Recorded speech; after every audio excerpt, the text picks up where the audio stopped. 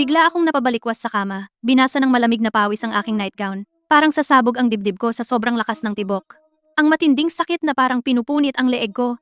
Tila nanatili sa bawat nerbiyos ko. Nanginginig ang aking mga kamay. Inabot ko ang leeg ko. Makinis at buo ang balat. Walang sugat.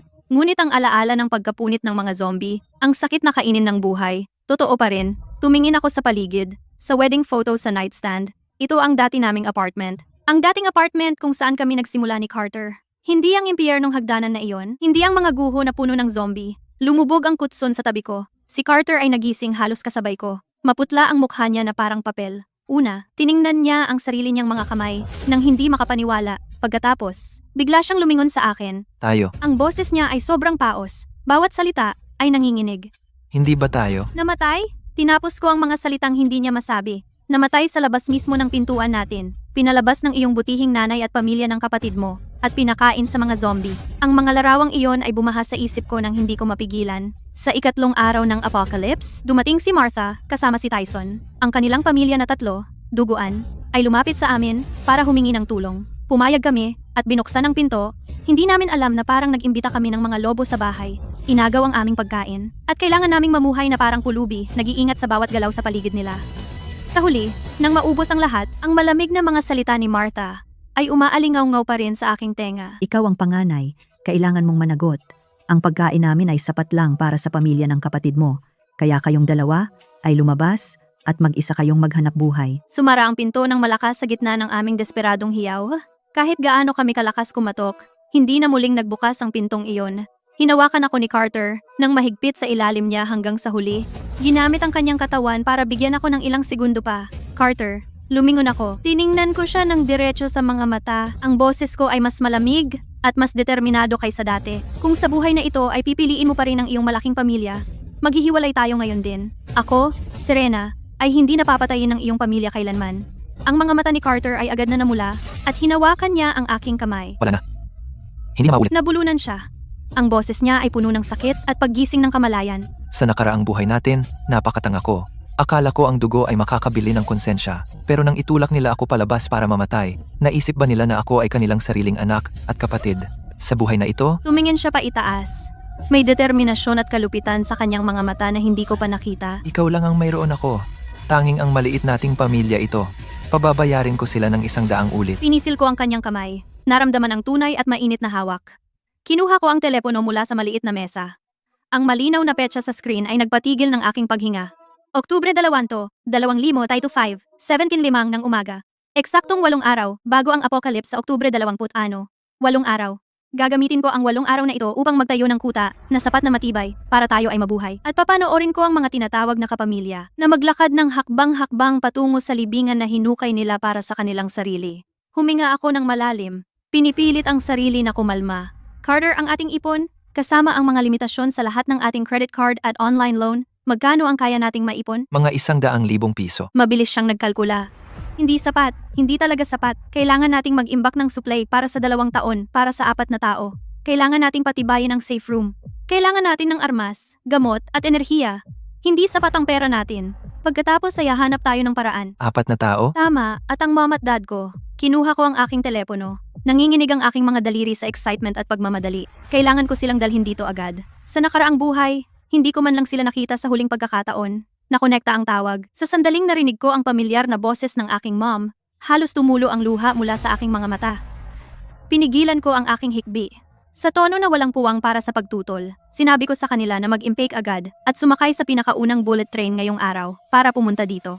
Serena, ano ba talaga ang nangyayari? Dumating ang balisang boses ng aking dad. Mom, Dad, hindi ko maipaliwanag ngayon. Pero pakiusap, pagkatiwalaan ninyo ako ngayong isang beses. Pumunta kayo ng mabilis, hanggat kaya ninyo. Ang mundong ito ay malapit ng magbago. Nagbaba ako ng tawag, nagbook ng mga tiket. Nakaramdam ako ng alon ng kahinaan, isang halo ng takot at ginhawa. Salamat sa Diyos hindi pa huli ang lahat. Ang dati naming apartment ay hindi naligtas. Mabilis kong inayos ang aking mga isipan. Alam ng mom mo at nila ang lugar na ito. Pagkatapos ng apocalypse, ang lugar na ito ay tiyak na magiging target. Pupunta tayo sa lumang bahay ng aking mga magulang sa suburbs. Yung nasa Fairview Gardens, yung unit sa itaas na may terrace. Ito ay malayo, mababa ang occupancy, at hindi alam ng mom mo, at nila ang tungkol dito. Hindi nag-atubili si Carter. Aalis na ako sa trabaho ngayon din. Ako rin, wala tayong oras para mag-atubili. Wala ring oras para sa sentiment. Bawat segundo ay mahalaga ngayon. Sa nakaraang buhay, namatay tayo dahil sa kabaitan at kawalan ng muwang. Sa buhay na ito, lumalaban tayo para mabuhay. Mabuhay para sa paghihiganti. Countdown ng apocalypse. Magsisimula na ngayon. Isinumite ko online ang resignation letter ko. Binablock ko ang number ng supervisor ko. Kami ni Carter ay hindi nag-aksaya ng oras. Walang kwenta ang career prospects kung survival ang nakataya. Pagkatapos, nagmaneho kami, papunta sa bangko. Inilabas namin lahat ng fixed deposits namin at nag-apply para sa maximum credit loan. Sumunod ang lahat ng online lending platforms at nangutang kami ng grabe, lahat ng kaya naming hiramin. Ang takot sa malaking utang ay walang katulad sa takot sa mga zombie at gutom. Sa hapon, pumunta kami sa Fairview Gardens. Sinabi namin na lilipat kami at kailangan ng full renovation. Nakuha namin ang mga susi mula sa property manager nang walang aberya. Nagbigay din kami ng cash gifts sa mga kapitbahay sa itaas at ibaba. Sabi namin na iiwasan namin ang ingay sa renovation. Ang dahilan na ito ay magiging perpektong takip para sa malaking daloy ng supplies sa loob at labas sa hinaharap. Ang unang alon ng pagbili ay nagsimula online. Cooking oil, bigas, harina, dilatang pagkain, compressed biscuits, vacuum-packed meat, lahat ng non-perishables kinomputer ko sa pamamagitan ng kahon at tonelada. Ang delivery address ay itinakdad Periong Prayo. Ang recipient ay pare-parehong nakalista bilang Renovation Purchasing Department. Kasabay nito, nakipag-ugnayan ako sa ilang bottled water companies at umorder ng sapat na purified water para mapuno ang isang maliit na kwarto. Sa gabi, dumating ang mga magulang ko, dala ang kanilang mga bagahe. Mukhang pagod at lubos na nalilito nang marinig nila ang tungkol sa zombie outbreak ng nakaraang buhay natin, ang pagdating ng pamilya ng biyenan ko, at ang pagpapaalis sa atin ng buong malungkot na kwento. Muntik nang himatayin ang nanay ko. Ang tatay ko naman, galit na galit at gusto agad harapin ang mga biyenan ko. Dad, ano na ngayon ang punto ng pagpunta? Hinawakan ko siya at pinigilan. Suntukin sila? Tapos makukulong tayo at makalipas ang 8 araw, patay na tayo sa holding cell? Nakita niya ang matatag na determinasyon sa aking mga mata. At pagkatapos ang mabigat at nahihiyang tingin ni Carter, sa wakas bumagsak siya sa pagkakaupo. Pinahid ni Mom ang kanyang luha at hinawakan ang kamay ko. Serena, sabihin mo lang sa amin kung ano ang gagawin. Sa sandaling iyon, lahat kami ay magkakasama. Mabilis kaming naghati ng mga gawain. Ang tatay ko, dahil sa kanyang karanasan bilang dating construction worker, ang namahala sa pagpapalakas at pagpapatibay ng bahay. Ang nanay ko, dahil sa pagiging maselan, ang namahala sa pagbili ng mga pang-araw-araw na pangangailangan, gamot, at mga buto. Kami ni Carter ang tumanggap ng pinakamapanganib at pinakamahalagang trabaho, ang pagkuha ng supplies at armas. Sa apocalypse, ang pinaka-nakakatakot ay ang mga tao. 6 na araw na lang bago ang apocalypse. Nagmamadali kaming nag-iipon ng mga supplies. Ubos na ubos ang pera namin sa kakabili. Nagmaneho si Dad ng isang rented pickup truck at dinala ang unang kargada ng rebar at semento, mga blast-proof steel plate at makapal na soundproofing insulation. Matapang ang plano niya, pero maingat. Iko-connecta niya ang unit namin, 3601. Sa katabing unit nakakarentahan lang namin, 3602. Maglalagay kami ng nakatagong daanan sa loob habang pinapanatili ang anyo ng 2 magkahiwalay na unit. Iyon ang aming escape route. Pumunta kami ni Carter sa lahat ng malalaking tindahan sa bayan. Nagtutulak ng mga shopping cart na punong-puno. Walang imik, inalis namin ang lahat ng delata, seasoning, at instant food mula sa mga istante. Sa counter, tiningnan kami ng cashier ng kakaiba, pero sinabi lang namin na para sa team building ng isang malaking kumpanya, at iyon na iyon. Tuwing magdadala kami ng supplies sa itaas, tinitiyak naming pumunta kapag kakaunti ang tao, at palagi kaming nagrereklamo sa mga kapitbahay tungkol sa hirap ng renovation. Sobrang maingat si Mom. Kasama sa listahan niya hindi lang mga case ng toilet paper, sanitary pads, toothpaste, at sabon, kundi pati mga gamot para sa karaniwang sakit at kahit mga dental tools at surgical suture kits. Pumunta rin siya sa bawat gardening center, bumili ng maraming buto ng gulay at potting soil. Ang rooftop terrace ang magiging aming future green farm. Sa loob lang ng 3 araw, napuno ng husto ang dating walang laman na apartment. Pagkain, tubig, gamot, tools lahat ay nakaayos ayon sa kategorya, maayos at organisado. Walang tigil sa trabaho si Dad. Ang non-load-bearing wall sa pagitan ng 2 unit ay matalinong binuksan at may nakatagong pinto na na-install. Lahat ng bintana ay may sliding steel plates sa loob. Sa hapon, bumalik ako ng mag-isa sa lumang apartment. Sa mga nakatagong sulok ng living room, kusina, at master bedroom, nag-install ako ng 3 mini camera na nakakonect sa isang app para ma-check ko ng real-time. Ang fridge ay puno ng mga pagkaing madaling mapanis, sariwang gulay, prutas, gatas at karne. Ang pamilya ng biyenan ko ay gusto lang na gumastos kami ni Carter ng pera. Hindi sila bumibili ng anumang extra at ang pagkain na iniwan ko para sa kanila ay hindi tatagal ng ilang araw. Kain na kayo. Sabi ko sa walang laman na silid. Ito na ang huling disenteng pagkain na makakain ninyo. Sa pagbabalik ko mula sa huling malaking supply run, pinigilan ako ng isang chismosa na kapitbahay sa amin. Oh, Serena! Nagbubukas ka ba ng supermarket o ano? Ilang biyahe na ba ang ginawa mo? Ilang iba pang residente ang nakatingin sa akin. Pinilit kong gumiti na parang walang magawa at nasasaktan. Mrs. Miller, huwag na po kayong magsimula. Nagpumilit ang biyenan kong babae at ang pamilya ng bayaw ko na lumipat dito. Kaya ngayon, mas marami na kaming nakatira dito. Kailangan na naming mag-stock up. Di ba po? Alam niyo po, ang pamilya ng bayaw ko ay talagang malakas kumain. Kunwari bumuntong hininga ako. Matagumpay kong inilihis ang simpatya at may alam na tingin ng kapitbahay patungo sa mga kilalang kamag-anak na iyon. Mabilis na kumalat ang kasinungalingang ito sa buong lugar. Ang pagtingin ng mga tao sa amin habang naghahakot ng supplies ay nagbago mula sa pag-usisa tungo sa simpatya at kahit kaunting smug na kasiyahan. Para bang nakikita na nila ang kalunos-lunos na eksena na kami ay inuubos ng mga kamag-anak na iyon na parang linta. Iyon ang eksaktong gusto ko. Parang iiwan ko lahat ito para sa kanila? Plano na namin ni Carter iyon. Sa hating gabi, lihim naming ililipat ang supplies sa bahay sa suburb. Ngayon, baka nagtataka lang sila. Pero pagdating ng apocalypse, ang ganitong atensyon ay magdudulot ng hindi inaasahang sakuna. Sa apocalypse, ang puso ng tao ang pinaka-nakakatakot. Sa pag-iisip nito, hindi ko mapigilang umasa na makita ang biyenan kong babae at ang pamilya ng hipag ko na haharap sa galit ng mga kapitbahay. Ang gandang eksena na iyon sa hinaharap. 4 na araw bago ang apocalypse, ang aming supply run ay pumasok sa huling at pinaka-nakakabaliw na yugto. Nakakuha si Carter ng ilang compound bow gamit ang kanyang mga koneksyon. Napakaraming palaso at ilang patalim. Ang tatay ko ay nakakuha ng maliit na gasoline generator, mga solar panel kit, at ilang malalaking drum ng mahalagang gasolina. Ang nanay ko ay nakakuha pa ng mga buhay na manok at kuneho at inilagay ang mga ito sa mga kulungan sa balkonahe. Ipinagmalaki ng tatay ko ang mga huling pagpapahusay. Ang pinto ng hagdan patungo sa bubong ay hinang nasarado. Ang fire escape ay may dagdag na door jammers na naka-install. At sa loob ng pangunahing pasukan, gamit ang mga ladrilyo at semento, nagtayo sila ng mababang pader simple ngunit matibay. Ang kuta ay handa na. Inimbentaryo namin ang lahat ng mga gamit. Sapat ang pagkain para sa 4 na tao ng mahigit 2 taon kung magtitipid. Sagana ang tubig dahil may backup na pangongolekta ng tubig ulan at handa na ang mga gamot. Mayroon kaming mga delata, sari-sari ang pinagkukunan ng enerhiya, at matibay ang mga depensa. Nang makita ang silid na puno ng mga gamit, sa wakas ay nakaramdam ako ng kaunting ginhawa. Araw-araw kong binabantayan ang mga monitor para tingnan ang lumang apartment. Noong hapon ng ika-23 ng Oktubre, tulad ng inaasahan, dumating si Martha, kasama si Tyson, at ang kanyang pamilya. Matagal silang kumatok sa pinto, pero walang sumagot. Sa wakas, gumamit si Tyson ng ilang kasangkapan, hindi ko alam kung saan niya nakuha, at pinik ang lock. Nangyari na rin ito sa ating nakaraang buhay, pero noon, naroon kami ni Carter sa bahay, at hindi namin sila pinapasok. Sa screen, si Martha ay nagsimulang sumigaw sa sandaling pumasok siya. Hoy, Carter? Nasaan ba kayo? Si Lily ay karga si Toby, na namumuhi sa magulong sala. Ang kapal ng mukha. Sinipa ni Tyson ang basurahan. Mom, hindi ba sinabi mo na sinabi ni Carter na pwede kaming manatili? Paano ko naman akalaing magkakaroon sila ng tapang? Humina ang boses ni Martha, pero naging mayabang na naman siya. Okay lang.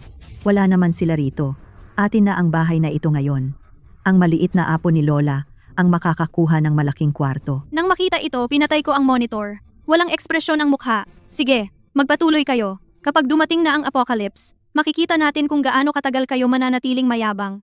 Di nagtagal, dumating na ang araw ng apocalypse. Sa ating nakaraang buhay, Oktubre 20, ato 0:30 up, 6:30 PM, araw na sumiklab ang apocalypse. Tumawag ang biyenan kong babae. Sabi niya, titira sila sa amin sa loob ng ilang araw. Sinabihan akong maghanda dahil doon, nag-away kami ni Carter, kaya pareho kaming hindi nakaalis sa tamang oras. Pagkatapos, sa ikatlong araw ng apocalypse, ang biyenan kong babae at bayaw ko, dumating ang kanilang pamilyang 3 sa kompleks namin. May hawak si Tyson na palakol na galing sa kung saan, na puno ng dugo. Hindi ko na kaya binuksan ko ang pinto at pinapasok sila. Hindi ko akalaing may lobo pala akong pinapasok sa bahay. Sa pagkakataong ito, gusto kong makita, kung wala kami, kung paano sila makakayanan. Sa ngayon, nagtitipon ang buong pamilya namin sa teleskopyo. Pinapanood ang lungsod sa labas na tumatakbo pa ng normal. Nag-aalala si Mom kung darating ba talaga ang apocalypse. Bigla, isang serye ng mararahas na banggaan ang nanggaling sa pangunahing kalsada. Sinundan ng mga hiyaw ng preno at mga sigaw. Sa pamamagitan ng malakas na teleskopyo, nakita ko ang isang lalaking kumikilos ng kakaiba na sumugod sa isang pedestrian. Tumalsik ang dugo na nakakasilaw na pula. Nagtakbuhan ang mga tao na parang mga langaw na walang ulo. Nagbanggaan ang mga sasakyan. Wala ng kontrol. Umakyat ang itim na usok sa lahat ng dako, ang mga iyak at mura, kahit mula sa ganitong distansya. Tumagos sa salamin hanggang sa aming mga tainga. Narito na talaga, tinakpan ni Mom ang bibig niya.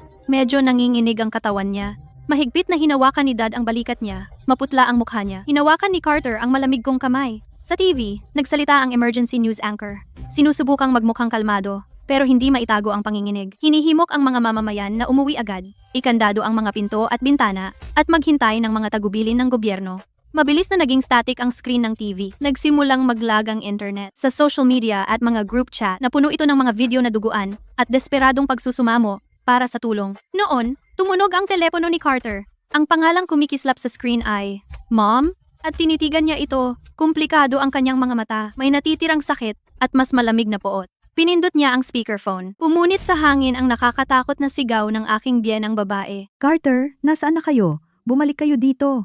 Puno ng mga baliw ang mga kalye. Wala nang pagkain sa bahay. Bumili kayo ng bigas at harina. Ngayon na. Marami. Kahit na dumarating na ang apocalypse, siya ay kumukuha pa rin sa atin. Tumahimik si Carter ng ilang segundo. Nakakatakot ang kalmado ng boses niya. Ma'am, nasa labas ako at hindi makauwi. May mga halimaw dito na kumakain ng tao. At gusto mo akong pumunta sa supermarket ngayon? Wala akong pakialam kung ikaw ang panganay. Kailangan mong managot. Gusto mo bang gutumin ang sarili mong nanay at pamangkin? Sumisigaw ang aking biyenang babae. Talagang walang katwiran. Tiningnan ako ni Carter sa huling pagkakataon. Nagsalita siya sa telepono. Binibigkas ng malinaw ang bawat salita. Ma'am, sa ating nakaraang buhay, sinabi mo rin ang eksaktong bagay na iyan. Ikaw ang panganay. Kailangan mong managot. Tapos, ikinulong mo kami ni Serena sa labas. Katahimikan sa kabilang linya. Pagkatapos, makalipas ang ilang segundo, mas mabangis na pagmumura. Ibinaba ni Carter ang tawag. Inalis niya ang SIM card. Binali niya ito sa dalawa at itinapon sa basura. Hinawakan ko ng mahigpit ang kamay ni Carter. Hinila niya ako sa kanyang mga bisig. Idinikit niya ang mukha sa leeg ko ng ilang sandali at kumilos na parang walang problema. Pero medyo namumula ang mga mata niya. Alam kong mas nasasaktan siya kaysa sa akin. Sa ating nakaraang buhay, ang sarili niyang nanay at nakababatang kapatid na lalaki ay brutal siyang pinalayas ng kanyang ina at kapatid sa bahay at siya ay kinakain ng buhay ng mga zombie. Ngayon ang aking biyenang babae ay walang karapatang sisihin si Carter. Sa mga araw na ito, ang paminsan-minsang mga hiyaw at putok ng baril sa kapitbahayan ay nagpapaalala sa lahat na hindi ito isang pagsasanay. Ang aking focus ay nasa surveillance ng aming lumang apartment. Sa unang ilang araw, ang pamilya ng aking biyenang babae ay nag-aaksaya pa rin ng natitirang pagkain. Di nagtagal, walang laman ang ref. Naubos na ang laman ng pantry. Naging pang-araw-araw na nila ang pag-aaway. Nagreklamo ang aking biyenang babae na sobra kumain ng kanyang anak at manugang. Inakusahan ng aking hipag ang aking biyenang babae na walang silbi. Ang aking bayaw ay parang isang malupit. Naguutos sa kanyang nanay at asawa, ang kanilang layaw na anak na lalaki. Hindi nakakakuha ng merienda o laruan, umiiyak at sumisigaw buong araw. Lalong yumuko ang aking biyenang babae araw-araw. Makamandag ang mga mata ng aking hipag. Ang aking bayaw ay parang isang hayop na nakakulong, naglalakad-lakad sa silid. Paminsan-minsan ay dumadapo ang kanyang mga mata sa kanyang asawa at anak, na may nakakatakot na ekspresyon. Alam ko na sa araw na maubos ang pagkain sa lumang apartment, iyon ang araw na tuluyan silang bumagsak. At ang iba pang nagugutom na survivor sa compound, ay sa wakas ay titingin sa apartment na iyon na sinasabing may supplies. Hindi ko na kailangang gawin ito mismo. Kailangan ko lang maghintay ng matiyaga at panoorin silang malunod sa sarili nilang kasakiman at katangahan. Sa surveillance feed, ang huling kaunting kanin sa lumang apartment ay ginawang malabnaw na sabaw. Pinapanood ng biyenan kong babae ang kanyang apo na nilalamon ito, habang siya ay sumisimsim lang sa gilid ng mangkok. Inagaw ng hipag ko ang kalahating mangkok ng lugaw mula sa biyenan kong babae habang nagmumura. Para sa bata na lang iyan, matandang hukluban. Biglang, may malakas na pagkatok sa pinto. Sa labas ay ilang lalaking may mababangis na mukha. Ang namumuno sa kanila ay ang fitness coach mula sa katabing gusali. Ngayon ay may dala siyang fire axe na may bahid ng dugo. Buksan nyo. Alam naming nag-imbak kayo dati. Bilisan nyo at ibahagi sa lahat. Ang boses niya ay matigas at walang puwang para sa anumang pagtutol. Namutla ang bayaw ko sa takot. Nanginginig. Sinabi niya sa pamamagitan ng peephole, wala na talaga kaming pagkain. Sumunod ay mas marahas na pagkatok. Naluluwag na ang lock. Malapit nang masira. Sumuko ang bayaw ko at talagang binuksan ang pinto. Umiiyak. Nagmamakaawa siya. Mga boss, wala na talagang pagkain. Naubos na nila lahat. Kung gusto niyong humanap, pumunta kayo sa may-ari ng apartment na ito. Ang kapatid ko at ang asawa niya ay tiyak na maraming inimbak upang mailihis ang kanilang galit. Hindi siya nagdalawang isip na isisi sa amin ang sisi. Sumugod ang grupong iyon at hinalughog ang lugar. Siyempre, wala silang nakitang anuman. Nagalit ang leader. Pinukpok niya ang hawakan ng fire axe sa balikat ng bayaw ko, kaya napasigaw siya sa sakit. Sa huli, kinuha nila ang kaawa-awang kaunting kanin at ilang mahahalagang bagay at umalis na nagmumura. Ang lumang apartment ay tumahimik ng tuluyan. Pagkatapos ay sumabog ang mas matinding akusasyon at iyakan. Samantala, sa Building 7, kung nasaan kami, ay nagsimula ring maging hindi mapakali. Hating gabi na, ginamit ni Carter ang infrared camera ng drone at nakita ang ilang mga figura na sinusubukang buksan ng bintana sa unang palapag. Nagpalitan kami ng tingin ni Carter, bahagya akong umiling. Hindi tayo mga tagapagligtas, pero nagkagulo ang mga bagay. Matapos silang magtagumpay, gumapang sila patungo sa aming gusali. Nakita nila ang mga palatandaan na nangunguha kami. Karamihan ay nalinis na namin, pero may mga bakas na natira. Namutla ang mukha ni Mom. Alam kong ito ang pagsubok. Nang ang unang lalaki ay sinimulang buksan ang pinto sa baba, lumingon si Carter sa akin. Hindi natin sila maaaring papasukin. Kapag nakatikim sila, dadala sila ng maraming kasama sa susunod. Tumango ako, saka itinuro ang balkonahe. May drone na nakakonekta sa Bluetooth speaker at isang maliit na bag ng mga bituka ng hayop na duguan sa loob ng ziplock. Akayin sila papuntang Building 2. Bulong ko, doon pinakamakapal ang mga zombie. Sa unang pagkakataon, upang manatiling buhay, sinadya naming itulak ang mga tao sa kanilang kamatayan. Pagkatapos ng lahat ng iyon, walang nagsalita, kahit isa sa kuta. Tanging ang tunog ng mabigat na paghinga. Ang lumang apartment ay naging isang impyerno. Sa monitor, ang mga mata ng aking bayaw ay lalong naging nakakabahala. Matagal siyang nakatitig sa kanyang asawa at anak. Tiningnan niya sila para bang pagkain. Tila naramdaman din ito ng aking hipag. Mahigpit niyang niyakap ang kanyang anak at sumiksik sa sulok, takot na takot.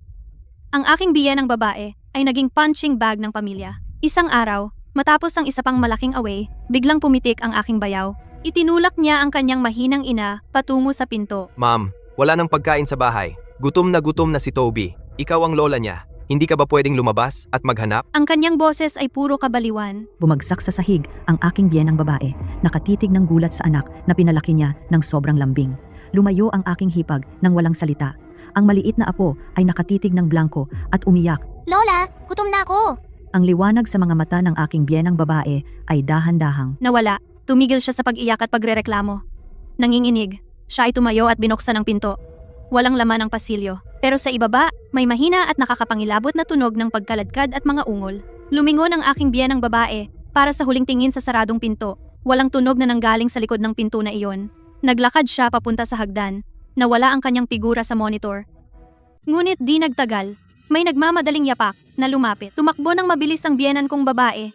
Sumisigaw ng tulong na may ilang zombie na sumusunod sa kanya. Nasa loob sina Tyson, Lily, at Toby at pinipigilan ang pinto. Kahit gaano pa sumigaw ang biyenan kong babae, hindi nila binuksan ang pinto. Mabilis siyang tumakbo paakyat. Ngunit sa kanyang pagmamadali, nadapa siya at natumba. Sumugod ang mga zombie sa likod niya. Desperado siyang inabot ang kamay, humihingi ng tulong. Ngunit bigla niyang nakita ang isang silip ng ating nakaraang buhay. Ang eksena kung saan itinulak niya kami ni Carter palabas ng pinto. Tumagos ang hiyaw sa kanyang tainga, blangko ang mukha niya, nanlambot ang mga kamay niya, tumulo ang luha sa kanyang mukha. Napanood niya ang biyenan kong babae, na pinagtaksilan ng pamilya ng paborito niyang anak, ay itinulak sa isang bitag ng kamatayan. Naramdaman kong deserve nila iyon. Nakadama ako ng kasiyahan. Ilang araw ang lumipas, nagsimulang gumala ang mga zombie sa mga pasilyo. Hindi na ligtas ang dating ligtas na gusali. Lahat ay naglalakad ng tahimik, mas maingat kaysa dati. Sa loob ng lumang apartment, nanginginig si Luke sa tunog ng mga ungol ng zombie. Takot na takot, kumapit si Toby sa kanyang ina. Tinakpan nila ang kanilang mga bibig. Takot na takot para huminga. Napanood namin ni Carter ang kanilang pagpupumilit na mabuhay.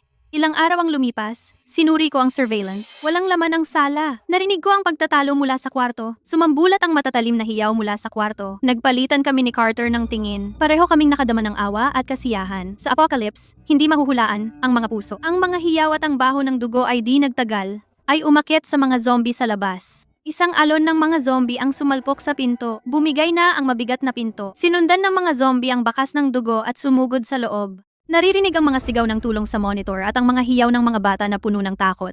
Hindi ko na kaya panoorin. Kaya isinara ko ang app.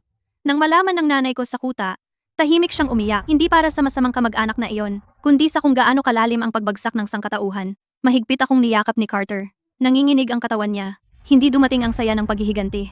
Sa halip, pagod at matinding lamig lang ang naramdaman ko. Kasabay nito, bumaba ng husto ang bilang ng mga survivors sa neighborhood. At ang mga zombie na gumagala ay dumami ng mahigit 30. Karamihan ay nakapaligid sa Building 3 at Building 5 dahil ang dalawang gusaling iyon ang may pinakamaraming residente at pinakamaraming buhay na tao. Ang Building 7 namin ang pinakamalayo. Ngayon, 5 o 6 na zombie lang ang gumagala sa ibaba. Alas 7 ng gabi, madilim na madilim ang langit. Kaya lumabas kami ni Carter sa balcony at nagpalipad ng drone na may maliit na Bluetooth speaker na nakasabit sa ilalim nito. Nakaka-setup lang namin ngayong hapon. Palakasin mo ng todo. Ano ang dapat nating patugtugin? Tanong ni Carter. Heavy metal? Naisip ko saglit. Mas malakas, mas maganda. Nag-ingay ang musika. Lumipad ang drone palabas ng balcony patungo sa entrance ng neighborhood, habang ang nakakabinging gitara at tambol ay pumutok sa kalangitan ng gabi, at agad itong gumana. Lahat ng zombie hindi lang sa neighborhood, kundi pati sa mga kalye, ay nagsimulang gumalaw patungo sa tunog. Wala silang utak. Naakit lang sila sa tunog at liwanag. Umikot ang drone sa hangin ng 10 minuto. Pagkatapos ay dahan-dahang lumipad patungo sa pangunahing daan sa labas ng neighborhood. Kasunod ang kawan ng mga zombie. Gumana. Sabi ni Carter, nasasabik. Ngunit sa sandaling iyon, may nangyaring mali. Isang palaso ang lumabas mula sa dilim. Tumama ng eksakto sa propeller ng drone. Nawala ng balanse ang drone. Umuga ito at bumagsak sa lupa. Bumagsak ito sa labas ng pader ng komunidad. Nagbago ang ekspresyon ko. Agad akong naglunsad ng isa pang drone. Binuksan ko ang night vision. Sa feed, isang lalaking naka-black tracksuit ay umaakyat mula sa bintana ng Building 5. May hawak siyang compound bow. Lumapag siya ng maliksi. Mabilis siyang tumakbo sa bumagsak na drone. Kinuha niya ang speaker. Pinatay niya ang musika sa Fairview Gardens. Pagkatapos, tumingin siya paakyat sa Building 7. Para maging tiyak, tinitingnan niya ang apartment namin. 3601. Sa ilalim ng night vision, malinaw kong nakita ang kanyang mukha. Nagmouth siya ng isang bagay sa camera. Sinasabi niya, makipagtulungan o kalaban, si Max iyon. Ang note na ito ay ipinadala ng kanyang drone. Nakasulat ang pangalan niya sa note. Kasama rin ito ang kanyang resume. Dating reconnaissance soldier. Nakatira mag-isa sa Building 5, Room 902. May mga armas at ilang supply. Handang makipagtulungan. Hindi siya mapagkakatiwalaan. Ang tatay ko ang unang tumutol. Sino ba ang nakakaalam kung nag-iipon lang siya ng impormasyon? Gusto niyang nakawin ang mga supply natin. Pero alam na niya ang lokasyon natin. Nag-aalala si Carter. Kung gusto niya kaming saktan, maaari sana niyang inakit ang mga zombie o nakipag-partner sa iba para umatake. Tiningnan ko ang note. Nag-isip. Sa wakas, gumawa ako ng desisyon. Pwede tayong makipagtulungan. Pero may mga kondisyon. Una, magpalitan ng listahan ng supply. Aya, para kumpirmahin ang halaga ng bawat isa bilang kasosyo. Pangalawa, magpalitan ng contact info. Pero sa pamamagitan lang ng walkie-talkies. Pangatlo, tukuyin ang mga activity zones. Walang lalapit sa loob ng 100 yarda ng mga bahay ng bawat isa nang walang pahintulot. Ipinadala ni Carter ang mga kondisyon sa pamamagitan ng drone. Makalipas ang kalahating oras, dumating ang sagot, agreed. At isa pang paalala, hindi lang tayong 2 grupo ang buhay sa komunidad. Ang Building 3 ay may pamilyang 5. Ang Building 6 ay may 2 batang mag-asawa. At ang security guard ng property na si Gary at ang kanyang pamangkin. Pinag-uusapan nila ang pagsasama-sama. Namamay-bahay para manghingi ng supply. Suminghot ang tatay ko. Ang requisition ay pagnanakaw lang. Sa ilalim ng bandila ng para sa komunidad. Mga tulisan talaga sila. Gary, naalala ko ang laging palakaibigang security guard. Kasama rin siya. Lumubog ang puso ko. Sabi rin ni Max na magsisimula daw sila ng paghahanap mula sa Building 1 at aabot daw sila sa Building 7 sa loob ng 3 araw. Inirerekomenda niyang maghanda na tayo ng maaga. Magtago man o lumaban. Saan ba tayo magtatago? Malaki naman ang pinagsamang espasyo ng 2 apartment. Pero kung determinado silang maghanap, huli tayo maaga o huli. Kaya lumaban na lang. May 4 tayong matatanda, pero maliban kay Max, mga sibilyan silang walang pagsasanay. Ang kabilang panig ay may hindi bababa sa 10 tao, at baka may mga armas din sila. Tinanong ko si Max kung paano niya gustong magtulungan. Lumipad muli ang drone, at nagbalik ito ng detalyadong plano. Simple lang ang plano ni Max. Gumamit ng tunog o amoy ng dugo para maakit ang mga zombie sa kanila. Kung ang mga zombie na ang bahala sa kanila, mas maganda iyon. Kung hindi, mauubos ang kanilang lakas at bala. Kapag pagod na sila, diretso tayo at tapusin na sila. Sobrang malupit naman yan. Namutla ang mukha ng nanay ko. Sila ang unang sumubok na nakawan tayo. Mahinahon kong sinuri. Kung hindi tayo kikilos, kapag nagkaisa sila, tapos na tayo. Pinatay ng tatay ko ang sigarilyo at sinubukang kumbinsihin ng nanay ko. Alam kong mabait ka, pero ito na ang apocalypse. Pumatay o mapatay. Tama si Serena. Hindi tayo pwedeng maghintay na lang na mamatay. Sa huli, nag-atubiling tumango ang nanay ko. Usapang tapos na.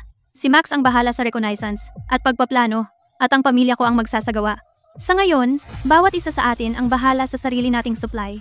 Pero kung ang isang panig ay may kagyat na pangangailangan, ang kabila ay maaaring makipagpalitan ng katumbas na produkto. Unang target, si Gary, ang guard ng property. Ayon sa impormasyon ni Max, sina Gary at ang kanyang pamangkin ay nakatira sa opisina ng property sa Building 2. Mayroong surveillance room doon kung saan makikita ang mga feed mula sa lahat ng camera sa compound. Kahit nasira na ang karamihan sa mga camera, ilan pa rin ang gumagana. Kailangan nating alisin muna ang matang iyon. 2:00 ng madaling araw, kami ni Carter ay lumabas sa balkonahe at pinalipad ang drone na may maliit na speaker. Sa pagkakataong ito, walang musika.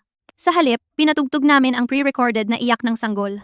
Hindi malakas ang volume, ngunit sa katahimikan ng gabi, napakalinaw nito. Ang mga zombie ay sobrang sensitibo sa tunog, lalo na sa mga high-frequency na ingay. Tulad ng inaasahan, makalipas ang ilang minuto, ang mga zombie na gumagala sa kapitbahayan ay nagsimulang magtipon patungo sa tunog. Dahan-dahang lumipad ang drone papuntang Building 2 at nag-hover malapit sa mga bintana ng property office, habang si Max ay gumagalaw na rin. Gamit ang isa pang drone, nag-drop siya ng ilang blood bag sa base ng Building 2. Ginawa nila iyon ng hapon na iyon gamit ang expired na dugo ng baboy. Matapang ang amoy. Nabaliw ng todo ang mga zombie. Nagsiksikan sila sa paligid ng Building 2, umuungal at kumakatok sa pintuan ng pasukan. Nagising sina Gary at ang kanyang pamangkin at tumingin pababa mula sa bintana. Sobrang takot na takot. Sinubukan nilang harangan ang pinto, pero huli na ang lahat. Ang pintuan ng pasukan ay luma at sira-sira, at sa ilalim ng impact ng 100 zombie, mabilis itong nasira. Narinig ang langit-ngit ng mga bisagra ng pinto na nasisira, sinundan ng ungal ng mga zombie na pumapasok sa hallway. Ang mga hiyaw ay sumalubong sa gabi. Sa pamamagitan ng walkie-talkie, mahinahong nagulat si Max. Target eliminated. Walang laman ang security room ngayon. Pagkatapos ng madaling araw, mawawalan ng target ang mga zombie at unti-unting magkakalat. Pagkatapos ay maaari siyang pumunta sa Building 2 at kunin ang hard drive mula sa security room at lahat ng kapakipakinabang. 4:00 ng madaling araw. Tahimik na ang lahat. Ang aking pamilya ay nakaupo sa madilim na sala. Walang nagsalita. Kakapatay lang nila ng hindi direkta ng 2 tao. Oo, sila ay mga kaaway at ito ay pagtatanggol sa sarili, pero masama pa rin ang pakiramdam. Naging masamang tao na ba ako? Mahinahong tanong ng nanay ko. Mom, sa apocalypse, walang mabuti o masamang tao. Hinawakan ko ang kamay ng nanay ko. Mayroon lamang ang mga buhay at ang mga patay. Gusto lang naming mabuhay. Ang mga sumunod na araw ay tahimik, bago ang bagyo. Ang mga nakaligtas sa aming kapitbahayan ay tila naramdaman ang panganib. Hindi sila nangahas gumawa ng anumang padalos-dalos. Minsan may drone na dumaraan, pero nanatili sila sa malayo. Para bang sinusubukan nila ang isa't isa. Ang pamilya ko at si Max ay laging nag-uusap. Si Max ay isang napaka-maaasahang kasama. Gumamit siya ng drone para magmamanman sa lugar sa araw. Sa gabi, pinagmamasdan niya ang galaw ng mga zombie gamit ang infrared binoculars. Araw-araw ay kanyang kinokolekta ang impormasyon at ipinapadala ito sa pamamagitan ng drone. Bawat piraso ng impormasyon ay may bahid ng dugo. Hindi kami pwedeng magpabaya. Ang mga gulay sa teras ay lumalaki ng maayos. Nagbibigay sila ng mahalagang pinagkukunan ng bitamina. Nagsimula kaming matutong gumamit ng limitadong materyales. Ginamit namin ang mga ito para gumawa ng mas maraming kasangkapan. Sinubukan pa naming linisin ang tubig ulan gamit ang simpleng distillation. Ang mga survival skills ay pinamax ng araw-araw na krisis. Bago namin namalayan, tahimik na dumating ang taglamig. Bumagsak ang unang nyebe, tinakpan ng dumi, at mga labi sa mga lansangan. Ang lungsod ay natabunan ng nyebe. Bumagsak ang temperatura, sa ibaba ng 0. Tinakpan ng kaputian ang pagdanak ng dugo, pero nagdulot ito ng bagong krisis sa kaligtasan. Ang matinding lamig ay pumatay sa efficiency ng solar panel namin. Hindi kami nangahas gamitin ng basta-basta ang diesel generator. Napanatili lang namin ang loob ng bahay na bahagyang higit sa lamig ng pagyeyelo. Isinuot namin lahat ng makakapal na damit na mayroon kami. Nagkulong kami sa pinakamainit na master bedroom. Ang pansamantalang insulation na gawa sa foam board at kumot ay nakatulong ng kaunti, pero lahat kami ay nanginginig sa lamig. Nagiging lila ang mga labi. Ang maingat na inaalaga ang terrace garden ng nanay ko ay nawalan ng karamihan sa mga punla dahil sa biglaang lamig. Ilang dahong gulay na matibay sa lamig ang natira sa plastic greenhouse. Mas malala pa, nagkasakit ang nanay ko. Ang patuloy na lamig at malnutrisyon ay nagbigay sa kanya ng matinding sipon na nag-trigger naman ng bronchitis. Siya ay umuubo ng grabe. Ang kanyang mga pisngi ay namumula dahil sa lagnat. Ang antibiotics na mayroon kami ay hindi gaanong nakatulong. Kailangan niya ng mas malakas na gamot. Baka kailangan pa niya ng oxygen. Nang halos wala na kaming magawa at iyon na ang katapusan, si Max, na limitado ang komunikasyon sa drone, ay nagpadala ng isa pang mensahe. May maliit na bag na nakasabit sa ilalim ng drone ni Max. Sa loob ay may ilang kahon ng dekalidad na antibiotic at isang maliit na bote ng cough syrup. May kasama ring sulat. Kapalit, kailangan ko ng asin at vitamin tablets. Tagumpay ang palitan. Nakapagpagaan ito sa kondisyon ni Mom. Nagbahagi rin si Max ng kanyang naobserbahan sa paligid gamit ang kanyang binoculars. Mas mabagal ng malaki ang galaw ng mga zombie sa mababang temperatura, pero hindi sila nagyelo. Sa malayo pa, may mga bakas ng hindi kilalang sasakyang gumagalaw. Sa kanluran ng lungsod, tila may nagliliyab na apoy at mahinang tunog ng pagsabog. Hindi malinaw ang sitwasyon. Tila pinahinto ng matinding taglamig ang oras at pansamantalang pinahinto ang pagpatay. Pero alam nating lahat na sa ilalim ng kalmadong ito ay may mas malalim na kawalan ng pag-asa. Nagsimulang matunaw ang yelo at niebe. Sa wakas nagdulot ng kaunting init, ngunit nagdulot din ng mga bagong panganib. Noong araw na iyon, nasa itaas ako nagdidilig ng mga gulay. Nang bigla kong narinig ang busina ng mga sasakyan, mabilis akong yumuko at tahimik na inobserbahan ang paligid. Tumingin ako pababa mula sa bubong. Nakita ko ang isang grupo ng mga tao na dumarating sa ibaba sakay ng jeep, nakasuot ng military uniforms. Sila ay nasa labas na sumisigaw gamit ang megaphone. Sinasabi sa lahat na sila ay galing sa military at hinihimok ang mga survivor na bumaba ng mabilis. Sinasabing dadalhin nila ang lahat sa safe zone. Nagmamadali akong bumalik sa loob. Nang marinig ni Mom at Dad ang magandang balita, ang kanilang mga mukha ay nagliwanag sa gulat. Malapit na nilang buksan ang kurtina nang bigla akong tumakbo at pinigilan sila. Tumuturo sa grupo sa ibaba. Seryoso akong tumingin kay Mom at Dad. Hindi sila pwedeng galing sa military.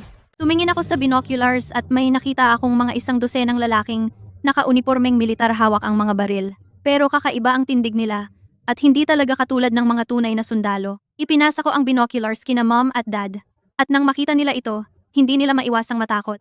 Nagkatinginan kami ni Carter. Alam naming problema ang mga ito. Sana ang ibang mga survivor sa kapitbahayan ay hindi ganoon kapabaya. Binukas namin ng bahagya ang kurtina para manood at pagkatapos ng ilang sandali, akala naming walang bababa. May nakita pa rin akong ilang tao na bumababa dala ang mga backpack. Hindi ko maiwasang malungkot dahil baka alam nila na ang mga lalaking iyon ay hindi galing sa gobyerno. Pero simula nang sumiklab ang outbreak, wala nang pagkain ang kanilang mga bahay sa mahabang panahon, kaya naiipit sila sa pagitan ng dalawang mahirap na sitwasyon. Wala silang choice kundi sumugal. Mayroon ding ilang matatandang may kasamang maliliit na bata na dahan-dahang lumalabas ng gusali at baka talagang akala ng mga matatandang ito na sila ay galing sa gobyerno. At ito na ang tanging pag-asa nila. Pinapanood ko ang mga peking iyon, na agawin ng marahas ang mga gamit ng lahat, at pilitin ang mga babae at mga lalaking malalakas na sumakay sa truck. Iwanan ang mga matatanda at bata. Biglang naging hindi mapakali ang karamihan habang pinalibutan ng mga desperadong tao ang mga peke. Hinaharang ang kanilang daan. Pero pagkatapos ng isang putok ng baril, isang tao ang bumagsak sa isang puddle ng dugo. Nang makita ang mga baril, naging tahimik ang karamihan, at nang makita na walang nangangahas na lumaban, kumuha sila ng isa pang bag mula sa truck at agad na nagtayo ng malaking kaldero at nagsimulang magluto doon mismo sa lupa. Hinila ng isa sa kanila ang ilang babae palabas ng truck at sinimulang hawakan ang mga ito ng mahalay. At nang makita ito, hindi ko maiwasang makaramdam ng matinding kalungkutan. Ibinaba ko ang binoculars. Hindi na kaya pang manood. Pagsapit ng hapon, habang pinapanood silang itapon ang mga bangkay at ituro ang mga gusali, habang nag-uusap, hindi ko maiwasang makaramdam ng pagkabahala at tulad ng inaasahan, sinimulan nilang hanapin ang mga gusali. Mabilis na lumusob ang mga mandarambong sa mga palapag. Wala pang isang linggo. Nakarating na sila sa gusali namin. Grabe ang husay nila. Sinira ang mga pinto, naghanap, at nagnakaw. Kung may lumaban, binaril nila. Narinig namin ang mga hiyawan at gulo sa ibaba. Papalapit na. Nasa lalamunan ko ang puso ko. Sa audio ng drone, narinig ko ang lalaking may tattoo na namumuno na nagmumura. Ang pangit ng kompleks na ito. Kulang ang nakuha natin. Sayang ang lakas. May ilan sa kompleks na nagsimulang sumama sa kanila. Isang lalaking nasa katanghaliang gulang, nakayuko, ay sumisip-sip sa malaking lalaking may tattoo. Sinabi ng lalaking nasa katanghaliang gulang sa kanila na bagong kompleks ito at kakaunti ang nakatira. Walang tao sa mga palapag sa itaas. May isang pamilya na dapat lilipat, pero hindi sila dumating. Kaya walang laman ang bahay nila. Sinabi niya na sa mga gusali na lang sa unahan sila maghanap. Dumura ang lalaking may tattoo sa lupa at sinipa siya. Minumura siya dahil hindi agad nagsalita. Ang lalaking nasa katanghaliang gulang ay hindi nangahas na tumayo, nakahiga pa rin sa lupa at nanginginig. Sinabi na niya kay Vince. Sinabi ni Vince na walang ligtas. Humakbang si Vince pasulong nang tawagin siya. Sinabi niya na nag-iingat lang siya. Baka may nakaligtaan sila. Hindi niya alam kung nagsasabi ng totoo ang lalaki, kaya hindi siya nangahas na sabihin sa lalaking may tattoo. Tinitigan ni Vince ang lalaking nasa katanghaliang gulang na nakahiga sa lupa. Sinabi niya sa lahat na maghanap ayon sa sarili nilang bilis mula ngayon. Tumingin ang lalaking nasa katanghaliang gulang sa itaas at tinanong ang lalaking may tattoo kung dapat pa ba silang maghanap dito. Nag-irap ang lalaking may tattoo. Wala na, tigil na. Wala talagang kahit ano. Dahil gumagabi na, bumalik ang grupo sa kanilang kampo. Basang-basa kami ni Carter. Pareho kaming nakahinga ng maluwag, nang halos hindi kami makalabas. Pero hindi kami nagpabaya. Kinabukasan, diretso silang pumunta sa ibang gusali. Mukhang sumuko na sila sa gusali namin. Kung tutuusin, ang gusali namin ay may dosenang pamilya lang. na nakakalat kung saan-saan. At ang lalaking nasa katanghaliang gulang ang property manager dito. Inilunsad ni Carter ng maingat ang drone habang pinapanood sila na pumunta sa ibang mga gusali. Itinuro ng mga staff ng property ang gusaling iyon. Dahil sa property manager na kabisado ang complex, bumilis ang bilis ng kanilang paghahanap. Labis akong nag-aalala para sa mga tao sa gusaling iyon. Sa pamamagitan ng drone, nakarinig ako ng paminsan-minsang tunog ng labanan. Mukhang nagtagumpay na naman sila. Hindi ko alam kung ano ang magagawa ko. Nagtipon-tipon kaming lahat ni Carter, Mom at Dad. Nag-uusap kung paano tutugon. Kahit hindi sila pumunta sa gusali namin, hindi na namin sila pwedeng payagang manatili pa. Ang pinakamahusay na paraan ay palayasin sila. Kinabukasan, sa hindi malamang dahilan, bumalik sila sa gusali namin. Ang lalaking may tattoo na pinuno ay humimas ng kanyang balbas. Paulit-ulit niyang nararamdaman na may tao sa gusaling ito. Sumunod ang iba sa utos at umakyat pa itaas. Walang tao sa 33, walang tao sa 34, hanggang sa pumunta sila sa fire escape sa ika-35 na palapag. Tumigil ang mga yabag sa pintuan ng fire escape sa ika-34 na palapag. Doon, nagtayo kami ng mga harang, isang welded na bakal na gate at mga tambak na kalat. Sumigaw ang lalaking tinatawag nilang boss na buksan ito ng sapilitan. Baka may magandang gamit doon sa taas. Nang makita ang kanilang mga kilos, nasa lalamunan, ang aming mga puso. Hindi namin akalaing darating ang araw na ito. Mabilis kong sinabi kay Carter na gamitin ang drone para makita ang mga zombie. Naalis na nila ang lugar malapit sa kapitbahayan. Wala kahit isang zombie. Nang makita ko ang mga walang taong kalye, sinabi ko kay Carter na paliparin ng mas malayo ang drone ngayon. Nasa regla ako, kaya mabilis naming pinalambot ni Mom ang inihanda naming manok kanina at isinabit namin ang mga ito ng magkasama. Ginamit ko ang drone para lumipad ng mababa sa paligid. Inaakit ang mga zombie. Sa sandaling iyon, lumitaw din ang drone ni Max sa likod namin. Isang maliit na speaker sa ilalim ng tiyan nito ay nagsimulang magpatunog ng isang matalas at nakakatusok na sirena. Kasabay nito, nagbagsak ang drone ng ilang maliliit na blood bag. Sa wakas, nakaakit ng isang grupo ng mga zombie ang malakas na amoy ng dugo. Dalawang drone ang sunod-sunod na lumipad patungo sa mga zombie. Ang mga naakit na zombie ay dahan-dahang lumakad patungo sa kapitbahayan. Ang mga lalaking naiwan sa ibaba para magbantay ay lumapit sa isang babae. Nakita ng babae ang mga zombie na papalapit sa likod nila. Natatakot ako na baka maalarma ng babae ang mga lalaking iyon sa pagsigaw. Pero hindi ko matiis na makita siyang mapunit. Ngunit sa hindi inaasahan, may ngiti ng kaginhawahan sa mga mata ng babae. Walang oras ang lalaking nasa ibabaw niya para mag-react bago kumagat ang zombie sa kanyang lalamunan. Ang isa pang lalaki itinulak ang babaeng nasa tabi niya patungo sa zombie at mabilis na tumakbo pa itaas. Mahigpit na hinawakan ng babae ang braso ng lalaki at kumuha ng isang nakatagong bubog. Sinaksak niya ang lalaking humahawak sa kanya. Pinahiran niya ng dugo ang lalaki habang sumisigaw siya. Kung mamamatay tayo, sabay tayong mamamatay. Dahil sa dugo, sinugod siya ng mga zombie. Kinagat nila ang kanyang braso. Nagpumiglas ang lalaki para makawala sa mga zombie at pasuray-suray na umakyat sa itaas. Hawak-hawak ang kanyang sugat. Pinanood ko ang eksenang ito sa pamamagitan ng drone. Sana ay tumagal siya ng sapat at pagkatapos mahawaan, madamay ang mga bastardo na iyon kasama niya. Ang mga lalaking may palakol sa ibaba ay naabot na ang ika-35 palapag. Inihampas nila ang kanilang mga palakol at agad na nabasag ang mga nakalak na pinto. Pagkatapos, dumiretso sila sa ika-36 na palapag. Nakahawak si Dad ng tactical shovel sa loob. Hawak ni Carter ang chainsaw. Nakatitig sa drone footage. Hawak ko rin ang bakal na tungkod. Handa ng kumilos. Nasa kusina si Mom at nagpapakulo ng motor oil. Dumidikit iyon sa balat. Kahit hindi sila mamatay, babalat ang kanilang balat. Nakaakyat na ang infected na lalaki sa ika-26 na palapag. Maputla ang kanyang mukha. Binaba niya ang kanyang damit. Tinatakpa ng sugat sa kanyang kamay. Ang ilang tao sa fire escape ay patuloy na malakas na kumakatok sa brick wall. Sa kabutihang palad, ang brick wall, tuyo ng ilang buwan, ay kasing tibay ng isang kuta. Patuloy na nagpupumilit ang mga taong iyon na masira ang pader. Sa ibaba, ang infected na lalaki, pasuray-suray na lumapit sa kanila. Pinanood ng lalaking may tattoo ang infected na lalaki na papalapit. Galit ang kanyang ekspresyon. Tumuro ang infected na lalaki sa likod niya. Sinusubukang magsabi, ngunit biglang nagkaroon ng kumbulsyon ang kanyang katawan. Sobrang kakaiba iyon. Agad napansin ng iba ang sugat sa kanyang kamay. Makikita ang takot sa kanilang mga mukha. Di nagtagal, narinig ang ungol ng mga zombie mula sa likod. Iwinasiwas ng lalaking may tattoo ang kanyang kutsilyo at pinatay ang infected na lalaki. Tumingin siya sa natarantang grupo at sumigaw. Ano pang hinihintay ninyo? Kunin ang inyong mga armas. Pinatay ng lalaking may tattoo ang sunod-sunod na zombie na sumusubok na umakyat. Sumigaw siya sa lalaking nakapula na may bag na buksan ng pinto at ang lalaking nakapula ay malapit ng buksan ito gamit ang isang tool. Pinanood naming mabuti ang bawat galaw nila. Nasa lalamunan ng aming mga puso. Kung makapasok sila, tiyak na nasa malaking panganib ang aming pamilya. Sa kabutihang palad, mas mabilis ang mga zombie. Ang mga zombie sa likod ay hinawakan ang pulso ng pagod na lalaking may tattoo at kinagat ng malakas. Ang kanyang mga tinatawag na kapatid ay takot na. May ilang sumubok na tumakbo pababa. Pero ang mga zombie ay walang takot at walang pagod na umakyat ng maramihan. Biglang sumabog ang isang chain reaction. Ang mga sigaw ng takot at desperadong sumpa ay umalingaw-ngaw at nagbanggaan sa hagdanan. Mula sa drone ay narinig ang matataas at hindi makataong mga sigaw. Wala ni isa sa mga taong iyon ang nakaligtas. Matapos ang ilang araw ng pagkabalisa, sa wakas ay nakapagpahinga na kami. Pagkatapos ng trahedya sa 35 palapag, bukod sa amin at kay Max, tila wala ng ibang nakaligtas.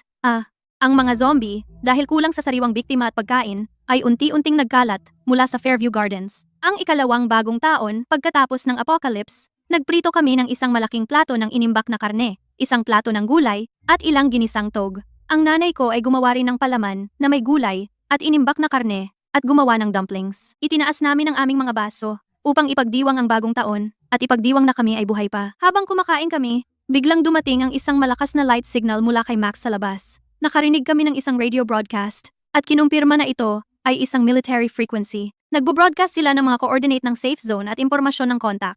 Ito ay nasa kabundukan mga 100 at 73 kilometro sa silangan. Ang balitang ito ay parang isang kidlat na sumira sa aming nakatigil na buhay. Talagang nagtayo ang bansa ng isang ligtas na kuta sa safe zone. Ang pag-asa, sa unang pagkakataon, ay napakalinaw sa harap namin. Ngunit kasama nito ang dumating matinding debate at malalim na pagkabalisa. Ang tatay ko ay tiyak na tutol sa pag-alis. 173 kilometro.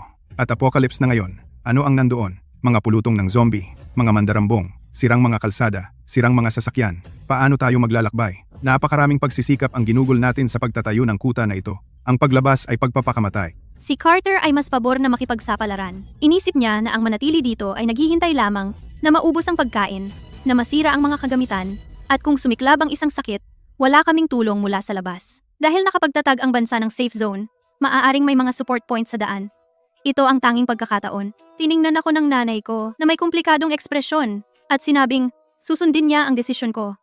Lahat ng presyon ay napunta sa aking mga balikat. Bumalik ako pagkatapos ng muling pagsilang, itinayo ang kuta na ito gamit ang kaalaman sa hinaharap at tinulungan ang aking pamilya na makaligtas sa pinakamagulong panahon. Ngunit sa nakaraan kong buhay, namatay ako ng masyadong maaga. Kung ano ang susunod na mangyayari, hindi ko rin alam. Sa huli, ginawa ko ang desisyon. Aalis tayo. Tahimik si Dad. Nang matagal, sa wakas, napabuntong hininga siya. Tahimik niyang sinimulang suriin ang kanyang gamit. Si Mom, samantala, nagmamadaling nag-empake ng mga gamot at concentrated food rations.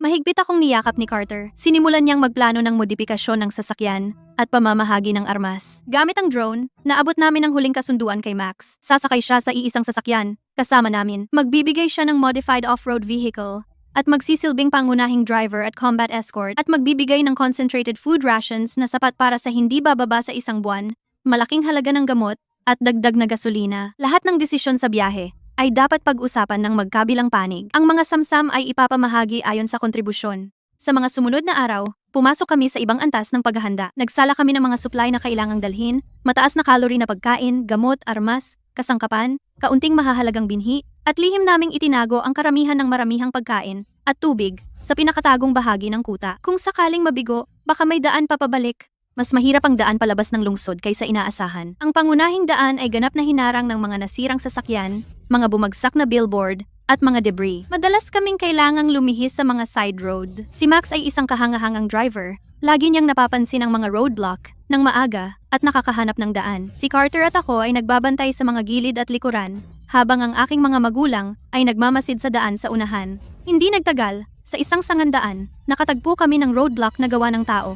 Agad na pinahinto ni Max ang sasakyan. Sinenyasan niya kaming tumahimik. Matagal siyang nagmasid gamit ang binoculars. May galaw sa likod ng roadblock. May mga tao. Mahigit isa. Baka ambush. Sinubukan naming umatras ng tahimik at lumihis. Ngunit halatang nakita na nila kami. Isang taong may magaspang na armas tumayo mula sa likod ng roadblock at nagwawagayway ng mga braso. Hindi matukoy kung babala o pakiusap para sa tulong. Pinahinto namin ang sasakyan sa ligtas na distansya. Gumamit si Max ng megaphone para manawagan na nagsasabing, dumadaan lang kami, walang balak makipag-away, at handang makipagpalit ng kaunting pagkain para sa ligtas na daan. Sandaling tumahimik ang kabilang panig. Isang maputlang payat na lalaking nasa katanghali ang gulang dahan-dahang lumakad mula sa likod ng roadblock. Puno ng pagsusumamo ang kanyang mga mata.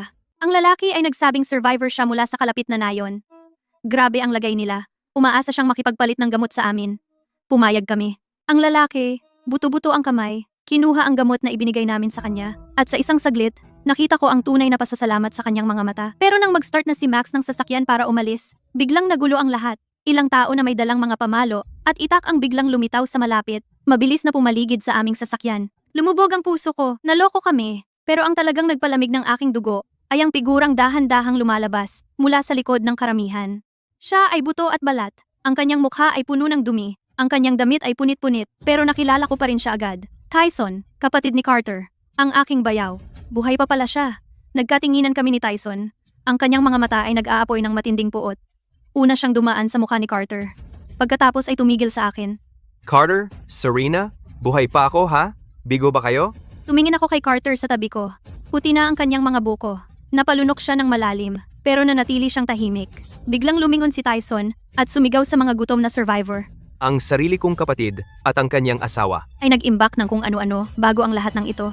Ang nanay ko at ang asawa ko. Ang mga bata lahat patay dahil hindi sila tumulong. Pagkaing may mataas na enerhiya. Pagkaing may mataas na enerhiya. Pagkaing may mataas na enerhiya. Meron silang lahat. May gamot at Mataas na pagkain enerhiya. sila sa sasakyan Lahat. nila. Nagningas ang galit nila dahil sa sinabi ni Tyson. Sumigaw sila at sinimulang itulak at paluin ng mas malakas ang sasakyan. Sinusubukang makapasok. Salamat sa Diyos. Parang tangke ang sasakyan ni Max. Welded na iron mesh, pinalakas na steel plate, mga espesyal na off-road tire. Napigilan sila, pansamantala. Pero lubos kaming nakulong. Hindi makagalaw kahit isang pulgada. Sa sandaling iyon, isang nakamamatay na kislap sa mga mata ni Tyson. Bigla niyang hinugot mula sa kanyang coat, isang plastic na bote na may basahang nakasaksak sa itaas. Isang kasabwat sa tabi niya ay naglabas ng lighter. Sinindihan niya ang basahan. Napatawa ng pao si Tyson, nakataas ang braso. Ang Molotov cocktail ay nakatutok mismo sa aming windshield. Iwanan ng sasakyan at lahat ng nasa loob, o walang makakawala. Lubusang napalibutan ang kotse namin. Nakataas sa kamay ni Tyson ang improvised Molotov cocktail. Nakatayo siya, 10 metro lang sa harap ng kotse namin. Sa likod niya ay 7 o 8 survivor na may mababangis na mukha. Umulupot ang mga kamao ko. Tumutusok ang aking mga kuko sa aking mga palad. Ang desisyon ko ang nagtulak sa aming pamilya sa patay na dulo na ito. Sa pamamagitan ng rearview mirror, nakikita ko ang mapuputlang mukha ng aking mga magulang at ang nagsalubong na kilay ni Carter. Bumubulong ako sa kanila. Pasensya na.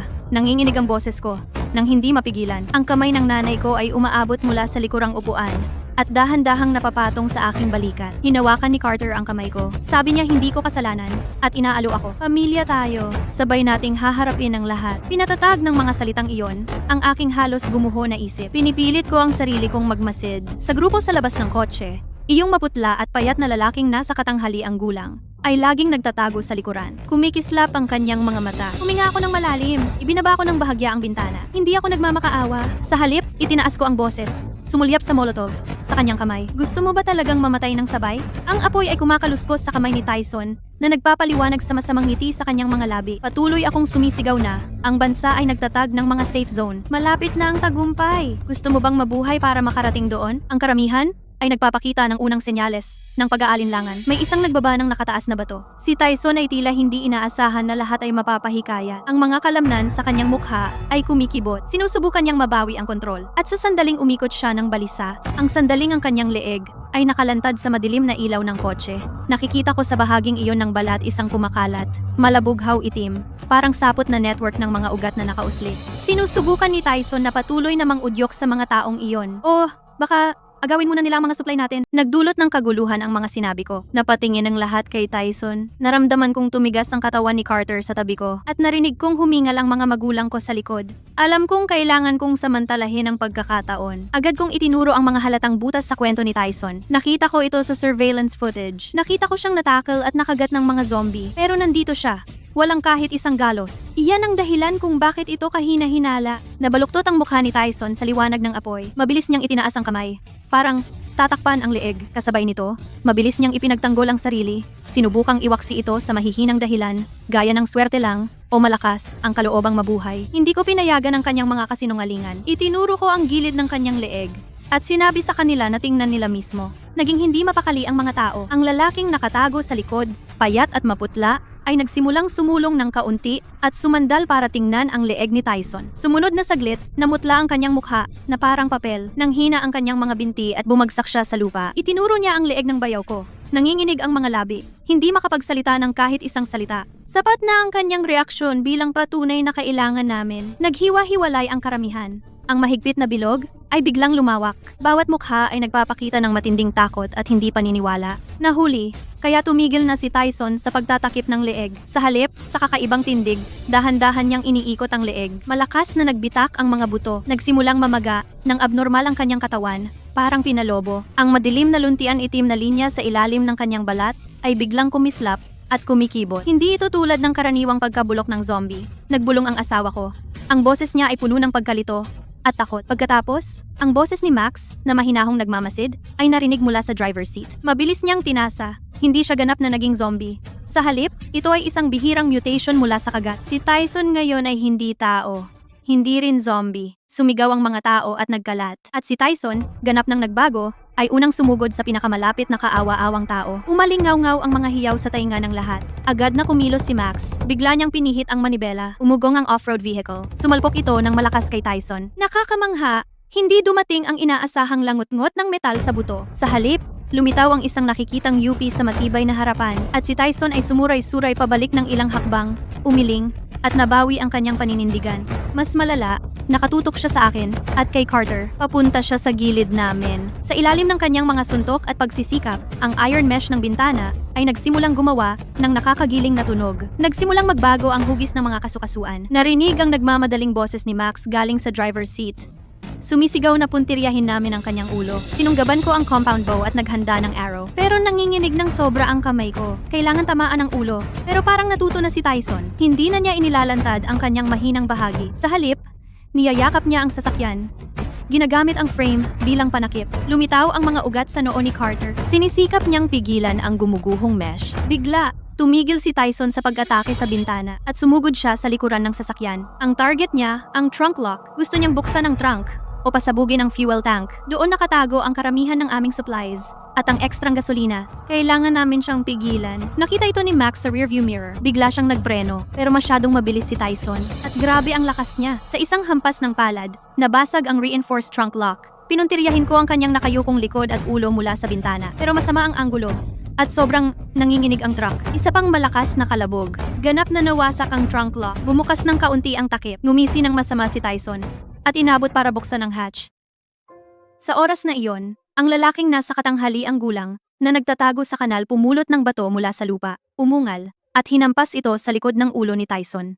At nang direktang tumama ang bato kay Tyson, sumuray-suray siya, tumigil sandali, at mabilis na lumingon, na may masamang tingin, at agad na tumutok sa takot na lalaking nasa katanghaliang gulang. Umungal sa galit at pansamantalang itinigil ang pag-atake sa trunk para lumiko at sumugod sa lalaki. Habang ang kanyang panandaliang paghinto at pagkagambala ay nagbigay sa amin ng pagkakataon, habang sinamantala ni na Max at Carter ang panandaliang pagkakataon, at sabay na binuksan ang mga pinto ng kotse. Mahal, maghanda kang barilin siya mula sa harap. Sumigaw si Carter sa akin. Pagkatapos, siya at si Max, na may hawak na military bayonet, ay pumaligid sa kanya mula sa magkabilang gilid na bumubuo ng isang pincer attack.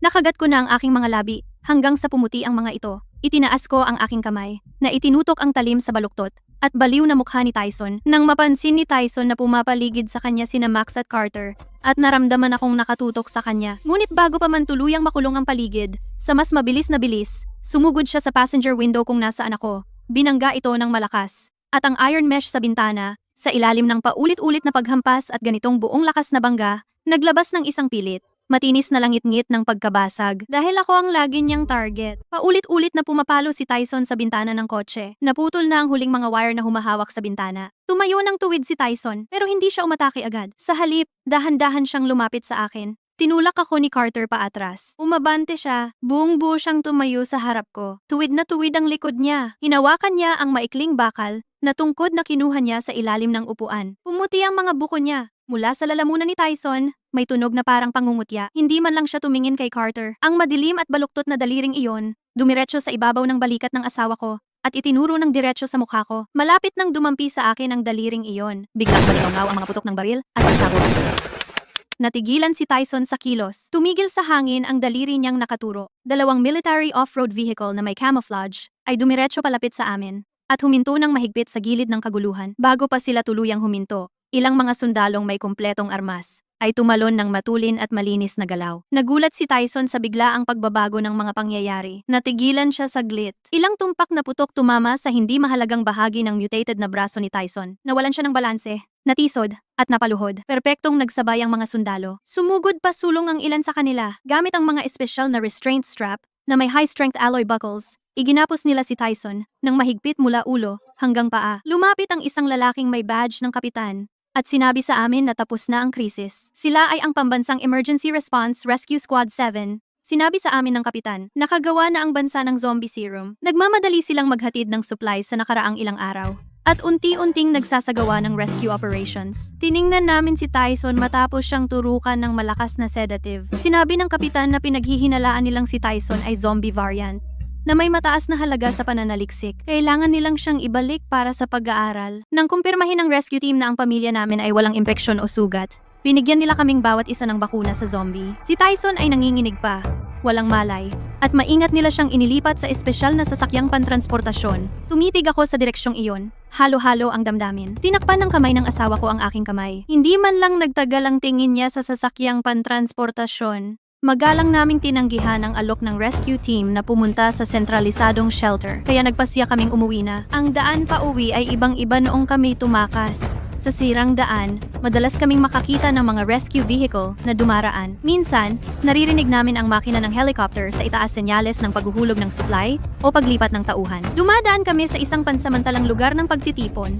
Nakakita kami ng mga mukhang pagod, ngunit puno ng pag-asa mula sa aming limitadong supply. Tahimik na kumuha si Mom ng ilang bote ng tubig at ilang pack ng crackers. Ibinaba ko ang bintana at ipinamahagi ang mga iyon. Agad na sumilay ang pasasalamat sa kanilang mga mata. Makalipas ang 2 linggo, sa wakas ay inanunsyo ng bansa na ang banta ng zombie ay ganap nang wala sa ating mga hangganan. Ang huling pinagmula ng impeksyon ay napawi kaninang madaling araw. Maraming tao ang nagbukas ng kanilang mga bintana at lumabas sa mga balkonahe. Pagkatapos ng isang sandaling katahimikan, isang alon ng pinipigilang iyak at tawanan ang sumabog. Ang aming pamilyang 4, nagtutulungan, ay muling lumabas sa parang bilangguan na apartment building. Si Max ay kumakaway sa amin sa malayo. Nagngitian ang aming 2 pamilya sa gitna ng mga tao. Paglilinis ng mga durog na bato, pag-aayos ng infrastruktura, pagpapatuloy ng produksyon. Nagsimulang tumawag ang radyo para sa mga taong may kakayahang tumulong sa muling pagtatayo. Nang walang gaanong pag-aatubili, lahat kami ay nagpatala. Ang tatay ko ay bumalik sa kanyang dating trabaho bilang electrician. Ang nanay ko ay tumulong sa pamamahagi ng mga supply sa pansamantalang medical station. Kami ni Carter ay sumali sa cleanup crew ng komunidad. Magsisimula na ang bagong buhay, at sa wakas hindi na kami tumatakbo para mabuhay, kundi para sa hinaharap. Itinatayo ang aming tahanan. Nang paunti-unti,